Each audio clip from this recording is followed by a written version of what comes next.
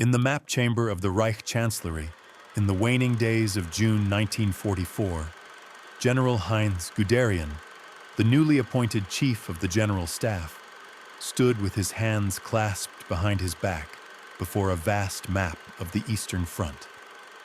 His gaze was fixed on the proliferation of red markers, which had spread across the sector of Army Group Center like a virulent contagion. A barely perceptible tremor ran through his fingers, not a sign of age, but a testament to the fury he was striving to contain. Within a mere 3 days, the Soviet forces had carved an immense breach in the German defenses, rendering entire divisions effectively non-existent. 28 divisions had vanished. Meanwhile, Hitler, seated at the conference table behind him, was speaking of counteroffensives.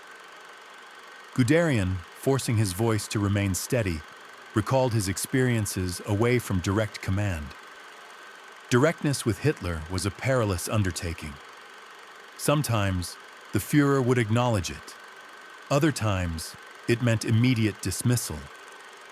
But the current circumstances transcended mere diplomatic niceties. Hitler's initial reaction was to strike the table with his hand, not in anger at the dire situation, but at Guderian for articulating it so plainly. Defeatism, Hitler declared, has annihilated more armies than the enemy ever could.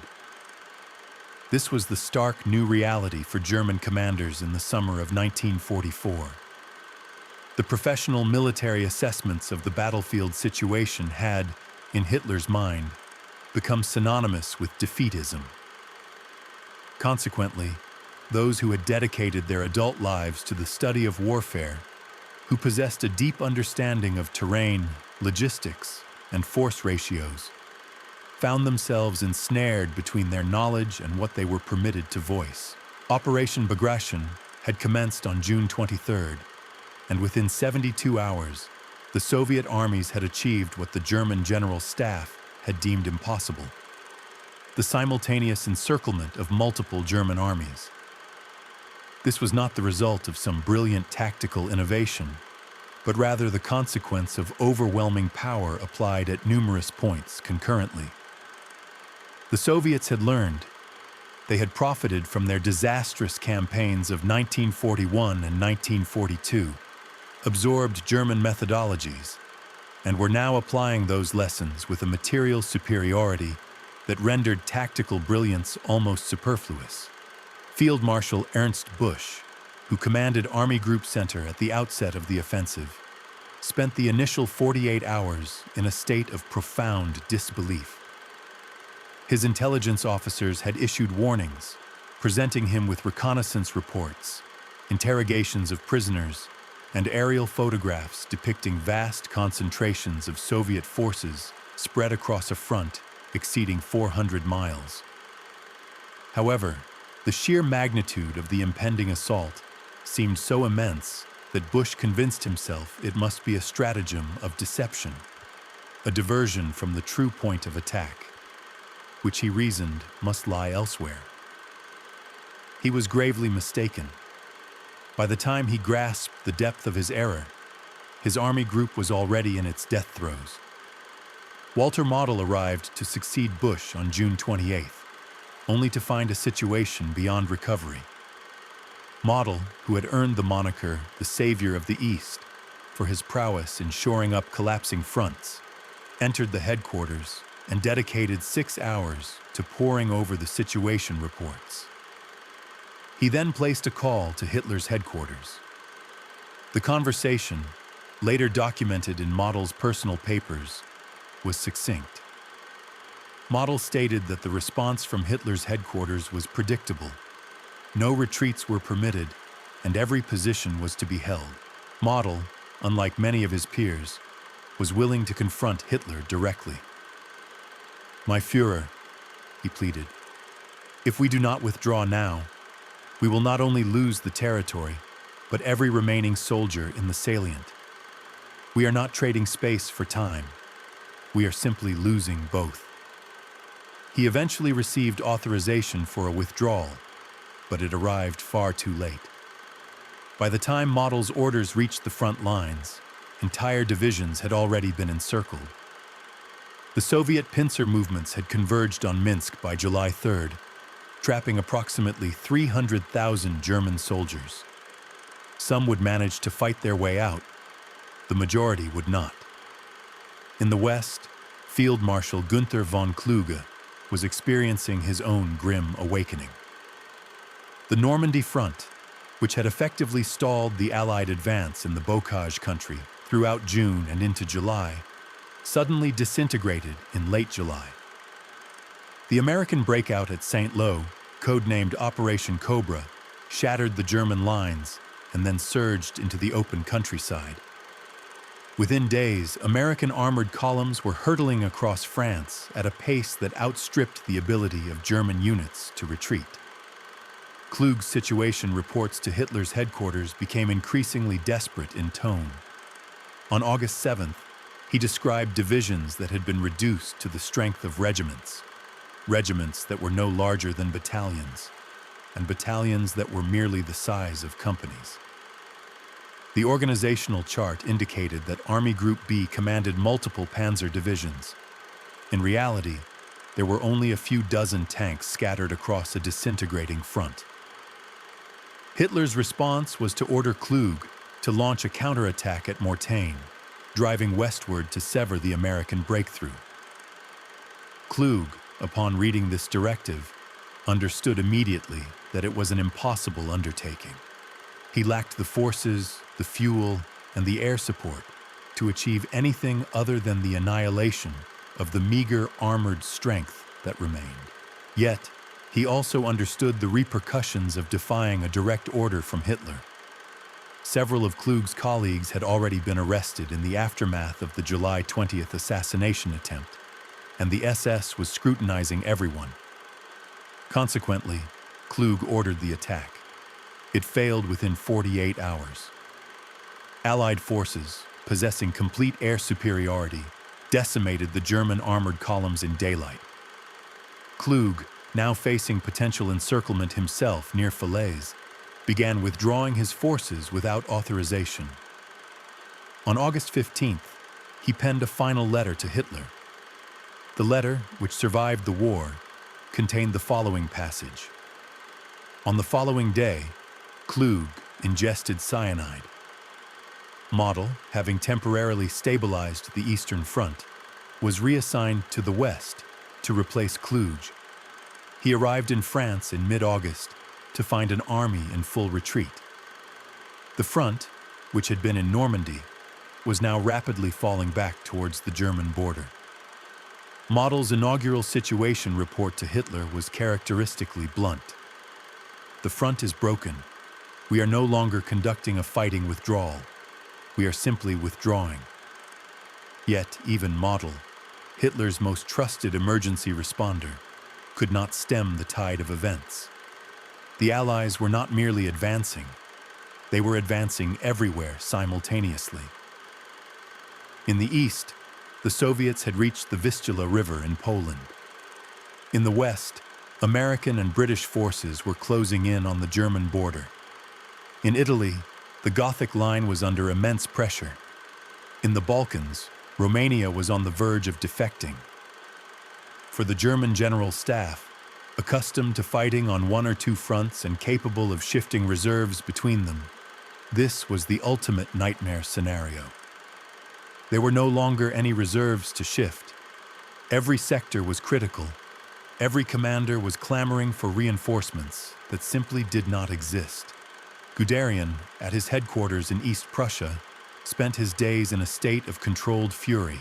His diaries from this period, published posthumously, reveal a man witnessing a military catastrophe unfold, utterly powerless to intervene. The Soviet summer offensive had inflicted approximately 500,000 casualties on Germany. The Western Front had resulted in an additional 300,000. These were losses that could not be replenished. Germany was rapidly depleting its manpower. However, when Guderian presented these figures to Hitler, the Führer's response was to question the numbers themselves. "Your statistics are defeatist," Hitler told him in one meeting. "The German people are capable of far greater sacrifices than you imagine." Guderian, in his memoir, recorded his reply. "My Führer, I am not questioning the will of the German people. I am stating a mathematical fact. We do not have the men to replace these losses while simultaneously maintaining production in the factories." The meeting concluded with Hitler dismissing Guderian's concerns, yet the figures remained undeniable. By September 1944, Germany was conscripting men up to the age of 60 and boys as young as 16. The Wehrmacht was fielding units composed of men suffering from ulcers requiring special diets and others who were partially deaf. These were not soldiers. They were the dregs of the manpower pool. In the West, Model had managed to stabilize a defensive line along the German border by September. The Allied advance, which had swept across France, had finally outrun its supply lines. The ports remained in German hands or were destroyed, and fuel and ammunition were running critically low. Observing this, Model allowed himself a fleeting moment of hope. Perhaps the Western Allies could be halted at the border while reserves were amassed for a counteroffensive. However, in the East, there was no such respite. The Soviet forces had paused to regroup, but intelligence reports indicated they were preparing for another massive offensive. Guderian, studying these reports, could foresee the impending onslaught. The Soviets were massing forces in Poland for a direct drive into Germany. The distance from the Vistula to Berlin was less than 300 miles. If the Soviets maintained their summer rate of advance, they could reach the German capital within weeks. Guderian conveyed his concerns to Hitler on January 9, 1945.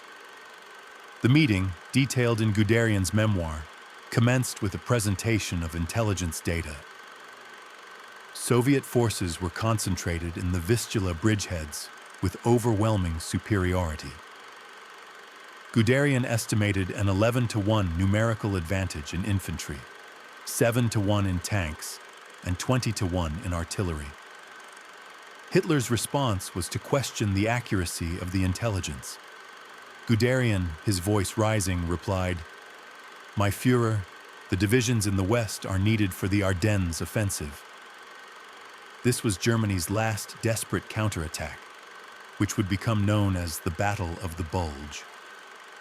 Hitler believed that a decisive victory in the West would compel the Western Allies to negotiate, thereby freeing up forces to confront the Soviets. This was strategic thinking rooted not in military reality, but in wishful thinking. The Ardennes offensive, launched on December 16th, initially achieved surprise but stalled within 2 weeks, consuming Germany's final operational reserves without achieving any strategic objective. While those reserves were being decimated in Belgium, the situation in the East deteriorated daily.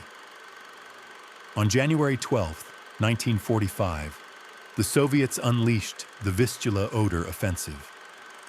The assault struck German positions with an artillery barrage that survivors described as apocalyptic. One German officer, later interviewed by American interrogators, stated, "We had experienced Russian artillery before. This was something entirely different. The earth itself seemed to be disintegrating." The thinly held German defensive line, manned by divisions that were mere names on paper, collapsed within hours. Soviet tank armies poured through the breaches, advancing at speeds that astonished even their own commanders. Within 3 days, they had advanced over 60 miles. Within a week, they had reached the Oder River, less than 50 miles from Berlin. Guderian, receiving the reports at his headquarters, experienced what he later described as the nadir of his military career. Everything he had forewarned had come to pass. The Eastern Front, stripped of its reserves for the futile Ardennes gamble, had effectively ceased to exist as a coherent defensive line. And Hitler, when informed of the situation, blamed the commanders for defeatism. The meeting between Hitler and Guderian on January 27, 1945, became legendary among the surviving staff officers who witnessed it. Guderian presented detailed situation maps illustrating the Soviet advance. Hitler, scrutinizing the maps, began to question the accuracy of the intelligence. This proved too much for Guderian. "My Führer," he declared, his voice trembling with suppressed rage, "I have personally verified every piece of intelligence on these maps. The Soviets are on the Oder River. They are 40 miles from Berlin. This is not defeatism. This is reality." Hitler rose, his face flushed. "Your reality is defeatist. The German soldier is capable of far more than your map suggests." Guderian, according to witnesses, leaned forward over the map table. "The German soldier has performed miracles, but miracles require men, ammunition, and fuel. We have none of these in sufficient quantity." The argument continued for over an hour, with Guderian repeatedly returning to the mathematical impossibility of the situation. Germany was now fighting on 3 fronts within its own borders. The Western Allies had crossed the Rhine at Remagen on March 7th, capturing the bridge intact before it could be destroyed. In Italy, Allied forces were poised for a final offensive, and in the east, the Soviets were consolidating their positions on the Oder in preparation for the final assault on Berlin. For the German generals, the situation had transcended military crisis and entered the realm of surrealism. They were expected to defend a nation that no longer possessed defensible borders with an army that lacked sufficient soldiers, utilizing weapons and fuel that were no longer available in adequate quantities. And when they pointed out these facts, they were accused of defeatism. Albert Speer, the Minister of Armaments, attended many of these military conferences. His memoir, Inside the Third Reich, provides detailed accounts of the atmosphere in Hitler's bunker during the final months. Model, commanding Army Group B in the Ruhr pocket, found himself encircled in early April.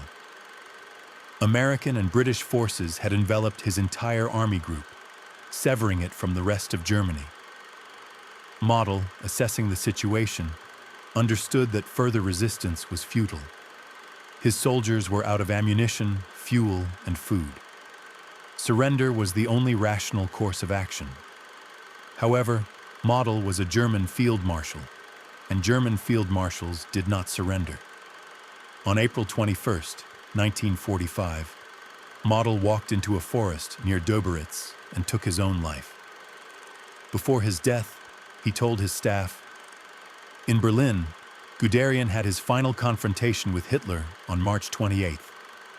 The meeting, described by multiple witnesses, concluded with Hitler screaming at Guderian to leave the room and never return. Guderian, his face pale with suppressed emotion, saluted and departed. He was succeeded by Hans Krebs, who would become the last chief of the General Staff of the German Army. The final situation conference in the Führer bunker took place on April 22, 1945. Soviet forces were already in the streets of Berlin. The sound of artillery could be heard within the bunker. Hitler, studying maps that depicted German units that no longer existed, issued orders for counterattacks by armies that had been annihilated weeks earlier. The generals present, according to surviving accounts, merely nodded. There was no longer any point in arguing with reality. Wilhelm Keitel, chief of the OKW, later testified at Nuremberg about these final conferences. He stated that the chasm between what the German generals knew and what they were permitted to say had become absolute. They knew the war was lost. Many had known since the summer of 1944, when the simultaneous offensives in the East and West had demonstrated that Germany was facing enemies with unlimited resources and the will to employ them. Some had known even earlier, after Stalingrad, Kursk, or the defeat in North Africa. But knowing the war was lost and being permitted to act upon that knowledge were two different matters. The Nazi regime had fostered a situation where professional military judgment was subordinate to ideological fervor. Consequently, the generals, caught between their understanding of military reality and their oath of loyalty to Hitler, found themselves in an untenable position. Heinz Guderian, writing his memoir in the years following the war, reflected on this period with considerable bitterness. He wrote, "But Guderian also acknowledged his own complicity. He had continued to serve, continued to issue orders, continued to send men to death for a cause he knew was lost." When questioned by his interrogators why he had not resigned, Guderian's response was telling. "Resignation would have changed nothing except to remove my voice from the councils of war.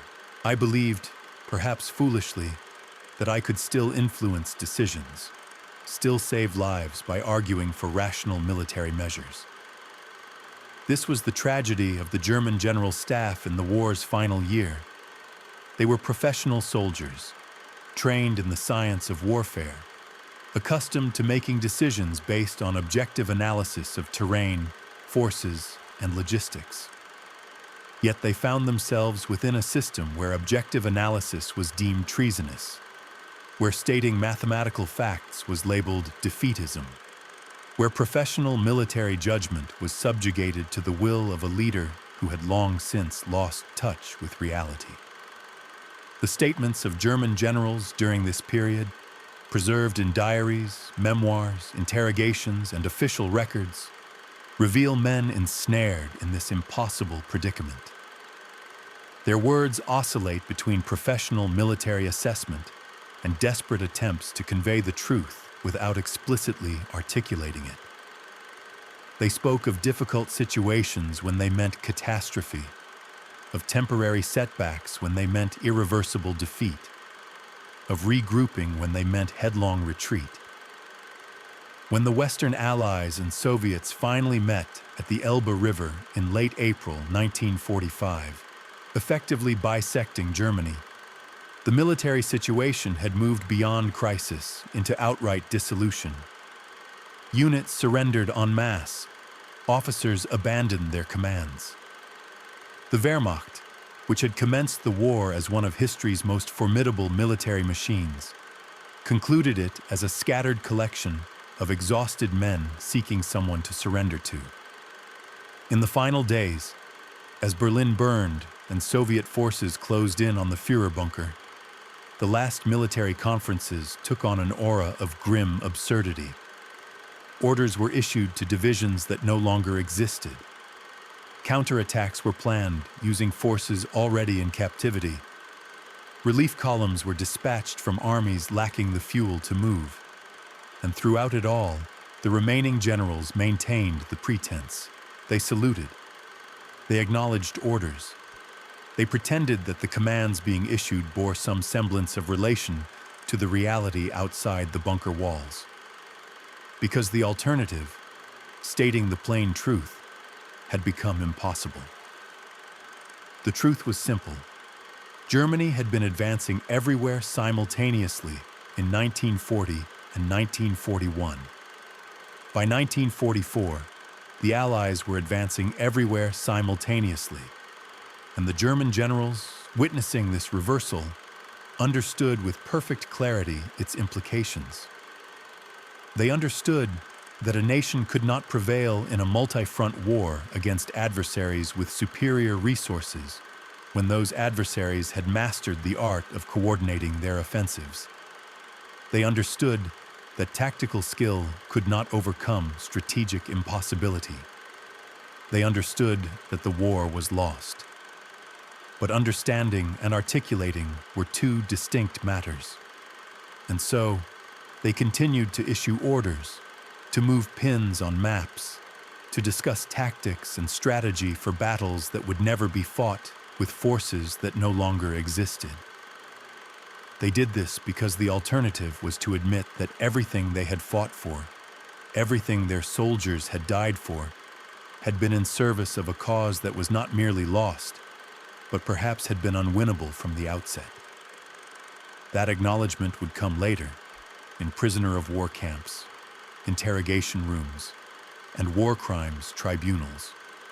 In that moment, within the map rooms, headquarters, and bunkers of 1944 and 1945, the German generals did what military professionals have always done when confronted with impossible circumstances. They continued to perform their duties as they understood them, even as those duties became increasingly divorced from any rational military purpose. The ultimate irony was that many of these generals, in their post-war writings, blamed Hitler for the defeat while absolving themselves of responsibility.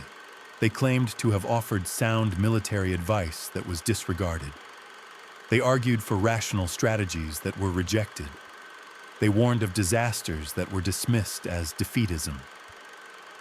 It was undeniably factual that they persisted in their duties, diligently carrying out directives they recognized as baseless fantasies, continuing to dispatch soldiers to their demise for objectives they understood to be unreachable.